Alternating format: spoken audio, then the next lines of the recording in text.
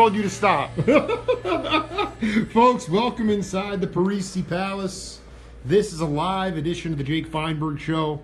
Coming to you on Facebook. Please keep the comments coming in. And we are joined today by a legend, a cat from the bluegrass state of Kentucky, but he's been in the old Pueblo since 1983. And as you can see, serious facility and great time feel. Deacon Bunnell, welcome to the Jake Feinberg Show. Hallelujah. How you doing, my man? Doing all right. Happy to be alive.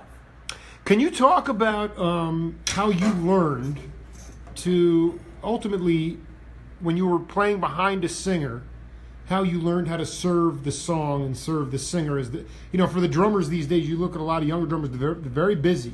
They got to get a lot of notes in there. Yep. You talk about being on the bandstand early on the Chitlin circuit in Kentucky, or how you learned to serve the singer. There is a concept called less is more. And the idea is that you play as few notes as you can that makes whatever statement you need to make. You can play a whole lot of notes at any given time, but the best thing to do is to spend as much time listening as you are playing. Play something simple, play something simple. Play something simple, and don't add too many notes until the right time.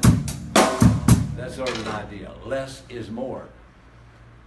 Where did your ears grow the most early on? When you talk about listening, because you didn't grow up with digital music. So when did your ears grow the most on the bandstand early on in your career? Listening to the great tunes that were out there. You know, the commercial radio at the time didn't have a whole lot of good stuff. Most of it was kind of commercial and a little too nicey, while the R&B stations, they had the stuff. They had the great music in the 50s and 60s. Were you picking up bleed-through channels like from Omaha, or were you getting stuff locally in Kentucky? There were some big stations. I can't remember the call letters, but there were some big stations that broadcast nationwide, or at least East Coast wide, you know. And some of those stations would play the R&B hits and the old tunes. Let's just be clear. Are you talking about race records, or are we talking about like Fats Domino, more like rock? Yeah, all of the above. Yeah. You know, there were some records that would not hit the white top 40 radio. Very clear. You know what I'm saying, and those were great records too, of course. But all of that music from the 50s and 60s, both the commercial and the underground-ish kind of stuff, had a great influence on me. James Brown was a biggie. James Brown's band was practically the second coming of Christ, you know. And James Brown's band was wowie zowie. You know, I would do wrong to go see James Brown. Could you demonstrate what Stubblefield and Jabo were doing? I mean, you did some of that early on, but what was it about the syncopation that was so intoxicating for you?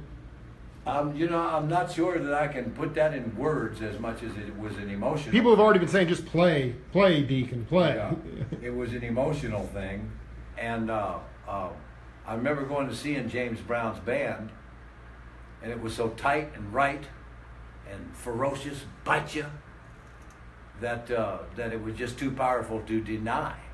You know, you couldn't say that. It was a life force. Yeah. You couldn't say that it was some lightweight little thing. It would just smack you in the face. It made you love it, if you were the least bit awake. You know, but all of the music from that era slowly influenced me in the right directions, and I always wanted to play the simple thing, the real complex solo stuff like what I was just doing. I seldom do that. I know, but man, you do it so tastefully, though. I'm normally playing as less as I can. I look for holes. I seek to find a hole, as opposed to trying to find a space I can fill up. If you can find those perfect holes, when you come back with the next note, it's even more powerful. Does Brian Dean leave you holes to play with? He's one of those too. He understands these concepts as well. He does that very same thing. He'll play, wait a second, and then play another lick. You leave some space in there, because that makes the next thing happening even more profound. Deacon, how many different types of shuffles are you aware of? Oh boy, I mean, you could talk about the different ones and maybe even demonstrate possibly what. There's a bunch, Can you demonstrate them? Because I didn't realize this. There's the sanctified shuffle, but you riff on it. You're from the deep south. The probably original shuffle idea was a swing, coming from the old 30s and 40s, even the 20s too. Just 1, 2, 3, 4, 1, 2, 3, walking bass.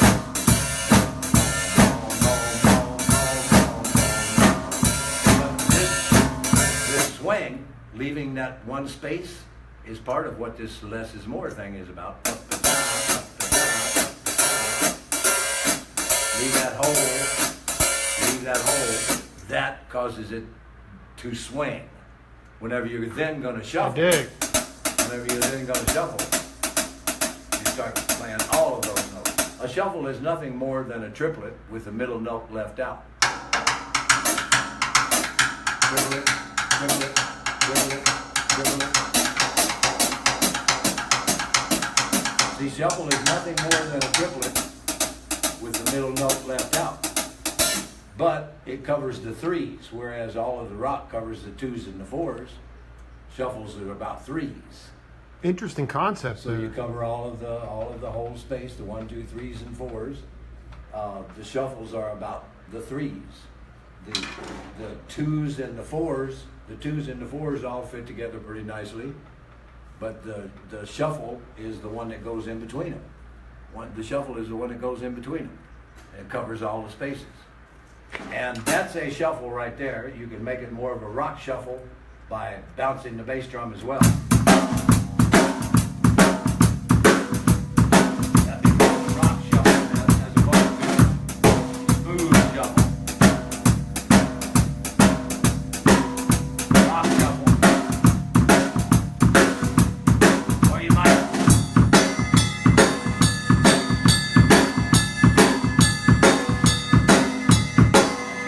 Shuffle. One of the blues shuffles. So the rock was on the 2 and the 4. Yeah. Most all of it's backbeat 2 and 4. Most everything is backbeat 2 and 4. Were you on the Chitlin circuit at all? I mean, did you learn to play the shuffle on the bandstand, and if so, with who?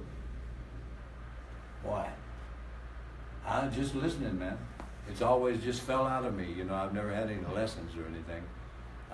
It's about listening. If you're listening to exactly what's going on, and if you can play and reproduce it, then you speak the same voice.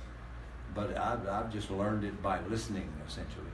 Haven't really had any formal education. But now more about this shuffle. Yeah. The blues shuffle is a little bit strange and a little bit different. Stevie Ray's Pride and Joy is a good example, because it doesn't just do the regular triplet.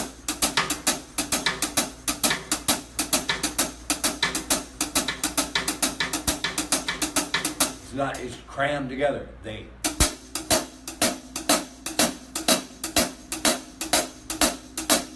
crams together. Pride and Joy is one of his that does that. He's got about 3 or 4 shuffles that are real big on the blues shuffle.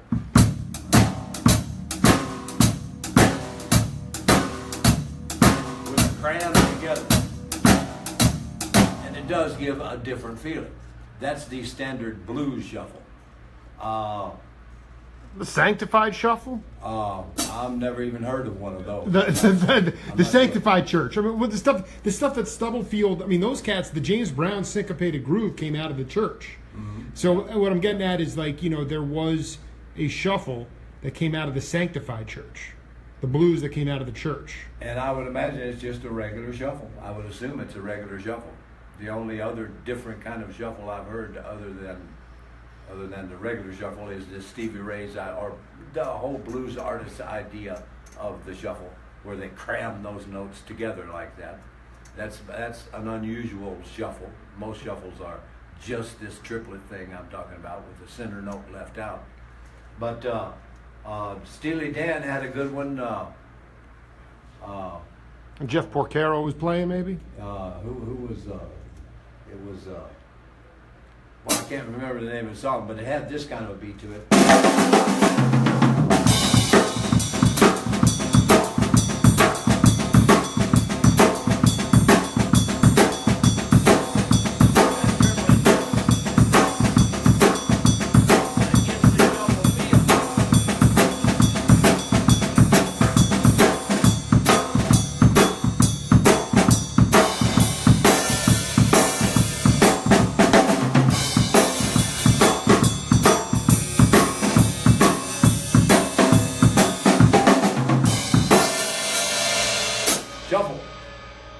slow shuffle is a 6/8. Actually, a 6/8. It's got that shuffle. Oh, reeling in the years. Reeling in the years was the name of the Steely Dan tune. Yeah, that's a shuffle. Yeah, that's a shuffle. And are you reeling in?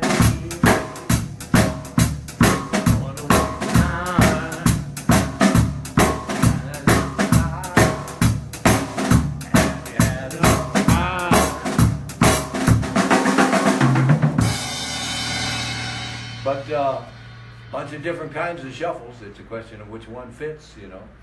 Do you find today that younger cats have a harder time playing a shuffle beat? Yeah. And why do you think? Is it because of the drum machine? Is it the music is sped up?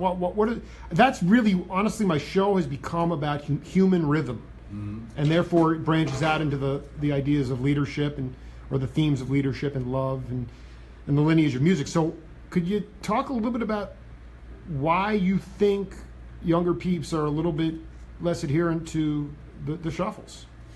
Rock took over in the 50s and 60s. Rock took over, and the rock beat is a straight 8. 1 and 2 and 3 and 4 and 1 and 2 and 3 and 4 and 1 and 2 and 3 and 4 and that's a straight 8s.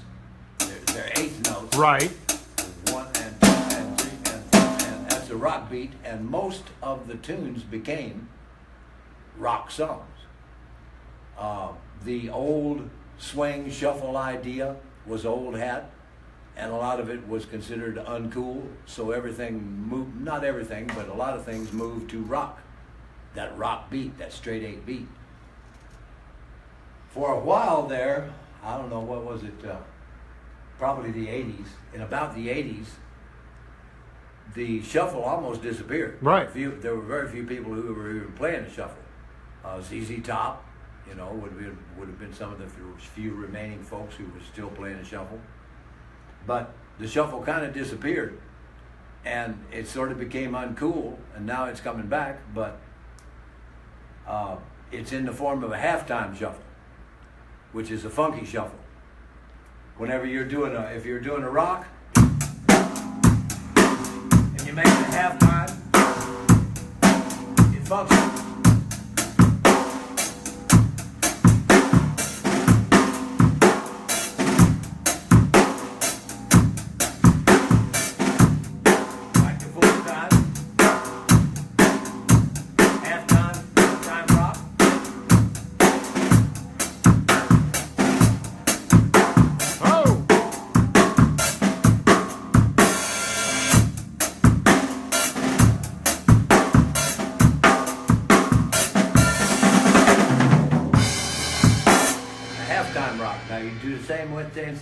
Same thing with a shuffle. Same thing with a shuffle, and it gets you a cool, funky beat, which most of the rappers are using. What is called a funky shuffle. Shuffle.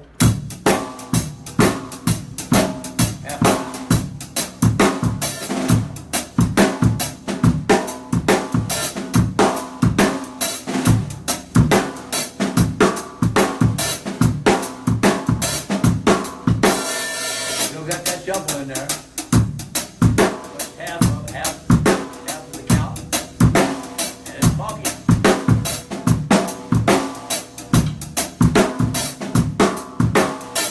And a goodly portion of the rap tunes are a funky shuffle. But is it being done with a drum machine, or do you think it's being? Yeah, a lot of it's being done. So it's not being done by, because listen, as Tony Brown-Nagel told me,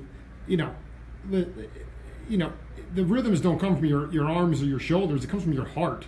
Yeah. So there's a sterile quality to it as well. Yeah. If it lacks the. Now the other part I wanted you to focus. I want you to talk about how you incorporate that shuffle beat or the blues into jazz. Blakey, Elvin Jones, Papa Joe Jones, Joe Morello. Who were some of the cats that you were listening to? Because you openly admitted you can play jazz. You just don't. Those gigs are few and far between now. Yeah. Granted. Boy, I'm not sure how to answer your question, to tell you the truth. Could you demonstrate from the swing? You said the blues came out of the swing, so then could you demonstrate a bebop groove? That's just usually a pretty fast shuffle.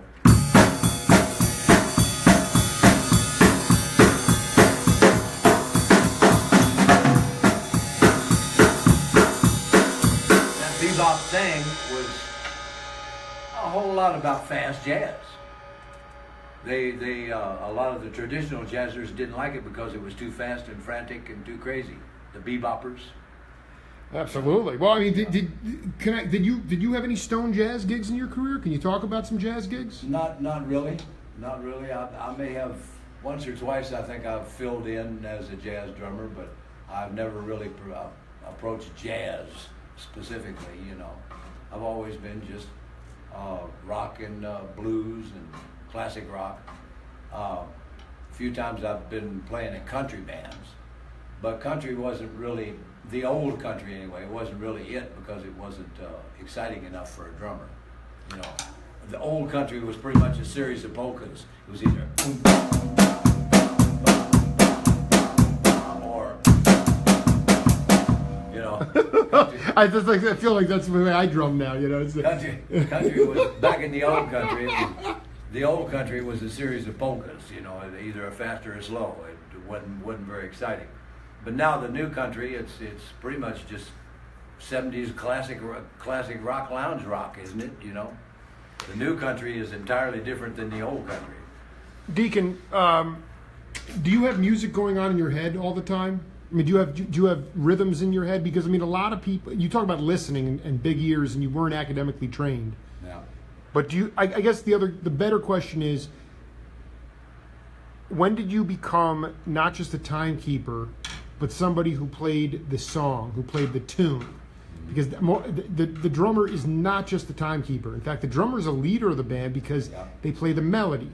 I mean, you dig what I'm saying? I mean, can you talk about how you learn? You give it texture. You give it the dynamics of how loud or how quiet you are. Gives the music a lot of texture and a lot of feeling and movement that is exciting and movement that's interesting.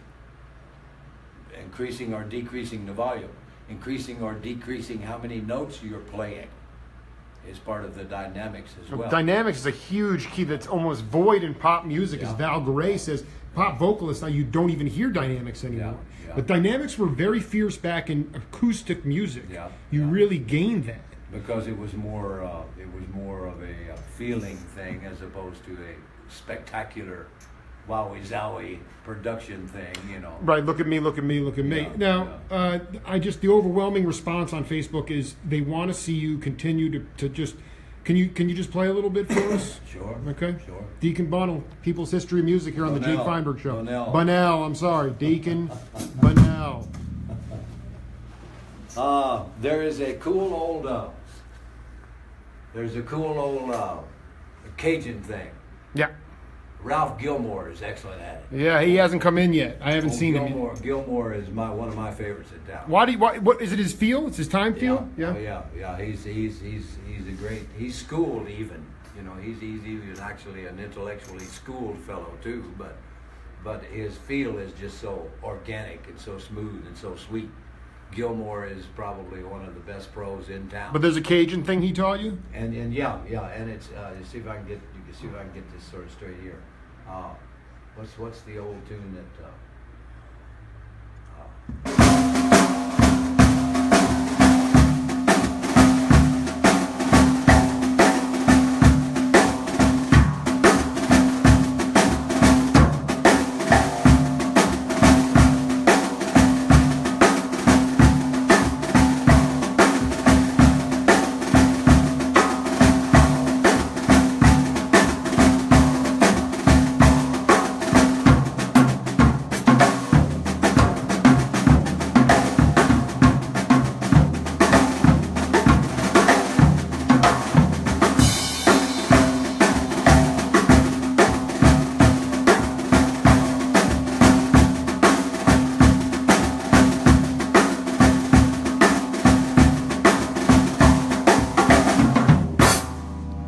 Hey Pocky Way or Iko Iko?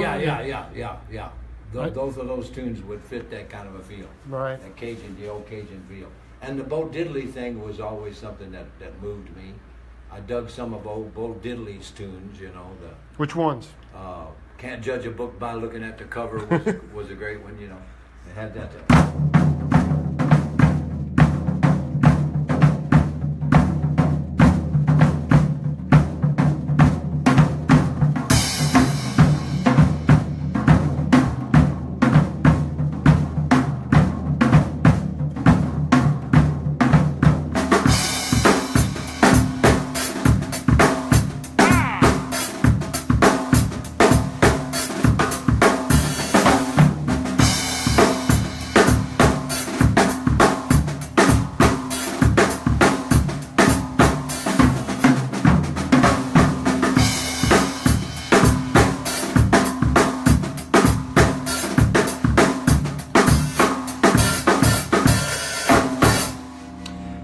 How did you, Deacon Bunnell, live here on the Jake Feinberg Show? People are loving this, but what is the purpose of the cymbals in your mind? As far when you're behind the trap set, what do you see the cymbals as? Because rest in peace, Joe Sample from the Crusaders. He talked about drummers that could be in their 50s and they don't even understand the colors that the cymbals bring to the trap set. In fact, and I've talked to other cats that say they'll go to a jazz set 45 minutes and the drummer's on fire. He won't even touch the cymbals the whole time.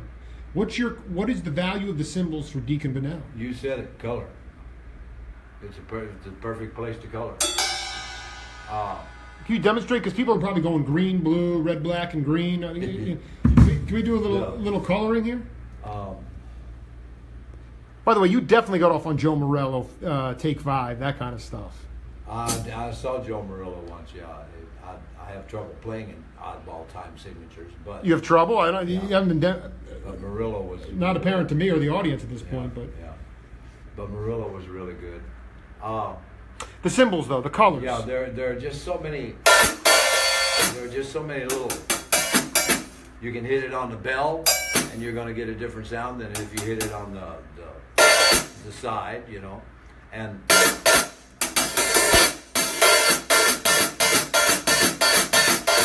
You get so many different sounds.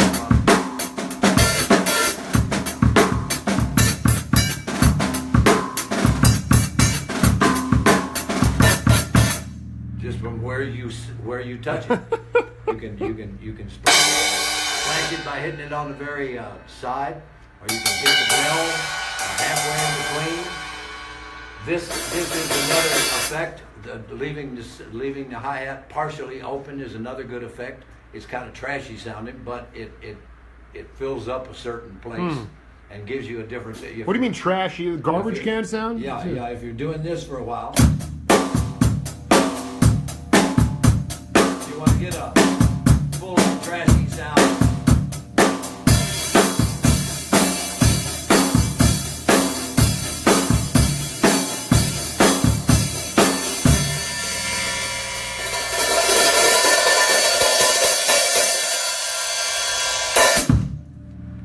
Great little ideas that you can do with cymbals.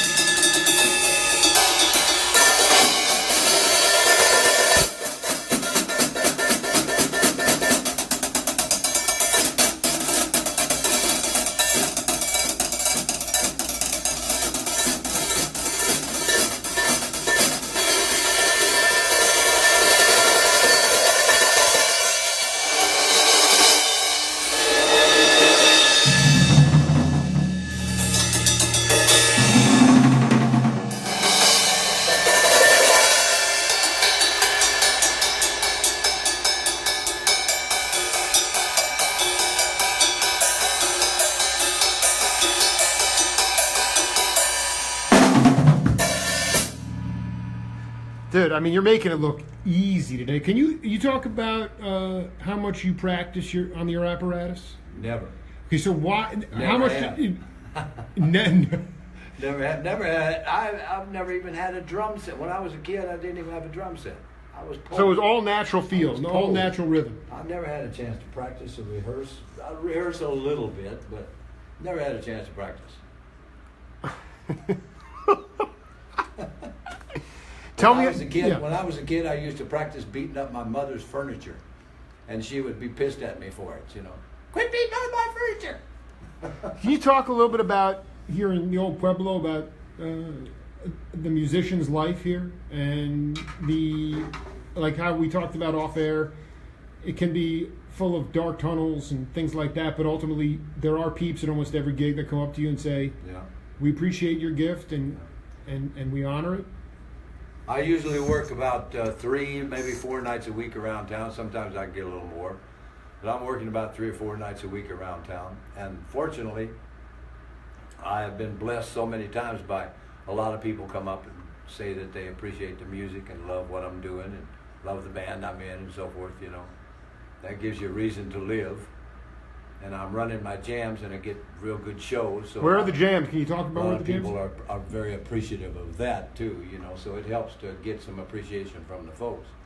I'm Tuesday nights at Chicago Bar, 8 to 12, and Sunday afternoon and evening at Rockabilly's on Oracle, 5 to 9. And I usually get about a dozen or so great musicians coming in, some beginners too, some intermediates as well, but I get a lot of the great musicians coming in because a lot of them are my old buddies from years ago, You want to drop any names out there? I'm sure they're tuning in right now. John Manila's a great singer-songwriter around town. Brian Dean. Nick Morris is another one. The treasure. It keeps it's such a deep well of talent in this town. Yeah, it's. But is it fair to say that rhythm is your salvation? I mean, again, Deacon Bunnell would not be a poster child for academia. He does not practice his kid, but he beat up his mother's furniture. But how cathartic does rhythm keep you together? Does it keep you alive? I would say it saved my life. If it hadn't been for playing music, I would have screwed something up to the point of where I'd be dead. So I would say that music has saved my life. Giving me the outlet to express myself and make me feel better and keep my life with some reason and some meaning. And without it, I'm not so sure I would have made it in this crazy, messed up world. So it almost is an incubator of safe haven for you. Yeah, very, very. A lot of this is one thing I want to finish up with before we wrap. A lot of guitar players now, people that are generally on instruments that are solo instruments, they solo, but it's not. When you listen to the older guard, you listen to some of the great bluesmen, or even the jazzers. There's a beginning, a middle, and an end to the solo. Mm-hmm. And sometimes I hear cats today, and they're soloing, and they're at the decibel level of 10, and it never changes. So there really is no beginning, middle, and end. It's just kind of almost noise. And I was just hoping that you could do a drum solo that shows off a beginning, a middle, and an end. Pretty much all that I've done is that. People are calling for it in droves. They want to see it. Because I generally go with phrases. I try and phrase things in the 4, 8, 16, 32 bar, that's normal phrasing. Once in a while you run up against something that has an oddball measure in it, extra measure, or leaves out an extra beat or something like that. But normally everything is phrased 4s, 8s, 16s, 32s, average phrasing. And in most of my solos, what few solos I do, I try and do that in that it'll have a 16 bar section and another 16 bar section and so forth, so on, so that it feels, you can feel that it's coming, or you can feel there's been a change. That's right. Whenever you're listening to a song that has its 4 and 8 and 16 bar and so forth phrases, whenever that new phrase is ending and the new one's coming up, you can feel it if you're out there on the dance floor dancing. You know it's coming. at the end of the chorus and so back into the verse. You can feel those changes. I try and do that with my solos, what few solos I do. But if you want another drum solo, sure, I'll lay something down there. Lay it down, baby, because people are calling. They were loving it. Deacon Bunnell, man, so great to have you in studio. I'm surprised. Thank you, world. Yeah, they're getting off. Well, let me see. 16. I mean, take it out of the abstract. What haven't I done? Let me see. Morello, you haven't done Morello. I couldn't touch him. He's over my head. He's over my head. No, you know what it is. When maybe you could try when there is that odd bar that's thrown in there. It's a little bit weird. Yeah, here comes.